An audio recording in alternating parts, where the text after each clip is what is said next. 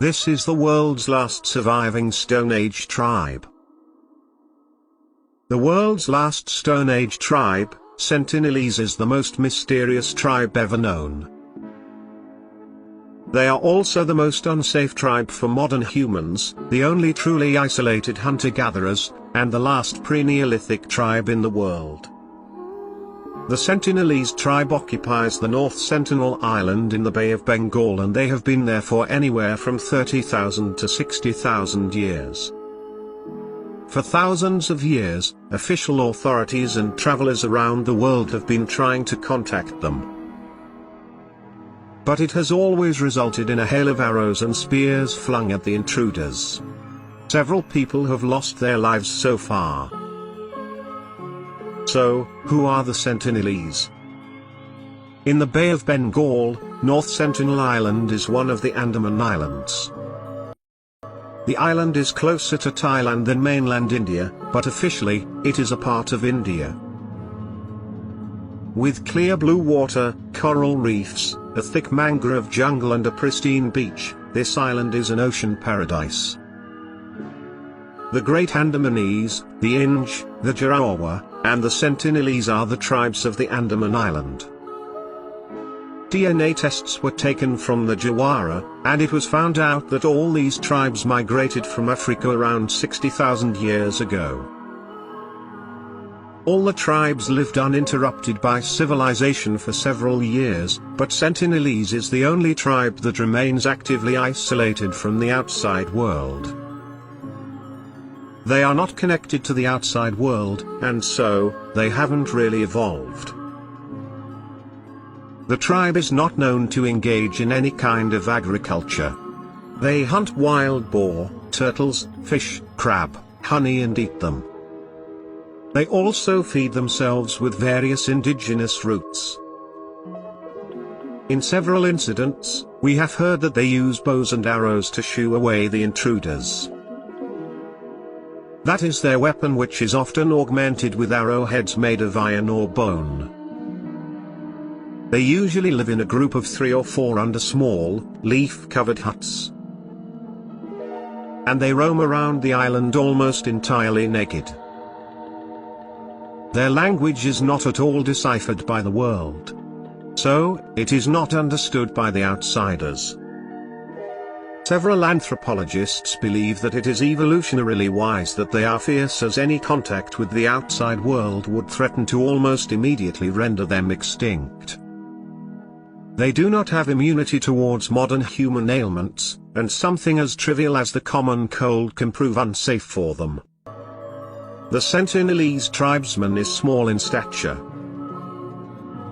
Thousands of years ago, Arab and Chinese explorers who ventured upon Sentinel Island described the inhabitants as 3 feet tall and having beard beaks.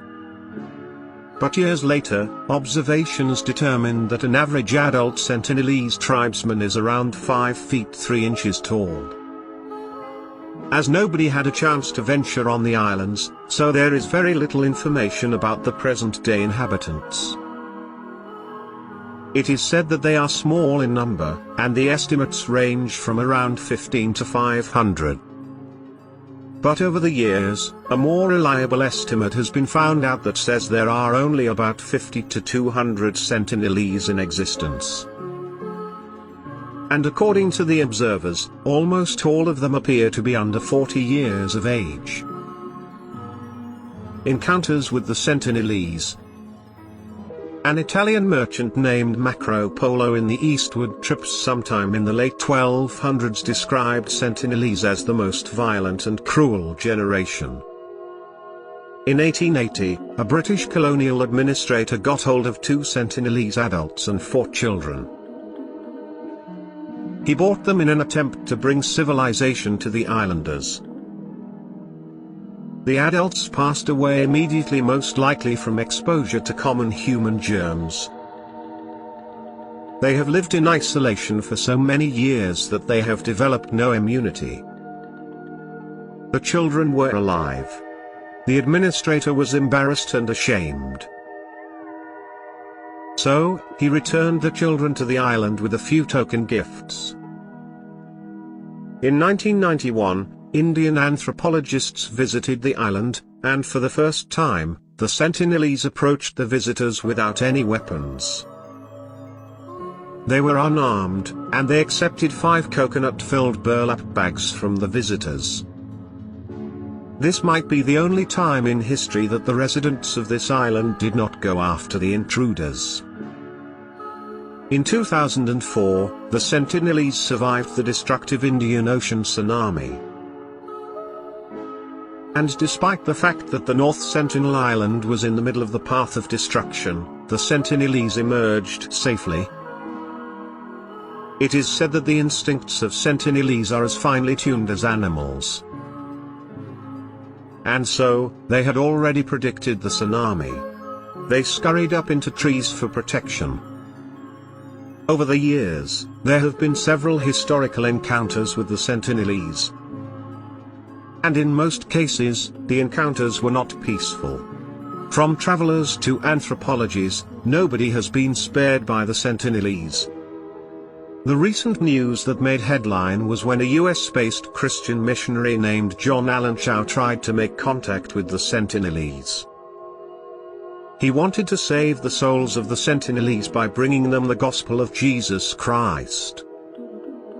A few days later, the fishermen who brought him to the island saw the islanders dragging Chau's body. The Indian government arrested the fishermen as they took Chau to North Sentinel Island, where he lost his life. But interestingly, the government did not even think of charging the Sentinelese. It seems like the Indian government fails to recognize them as fully human.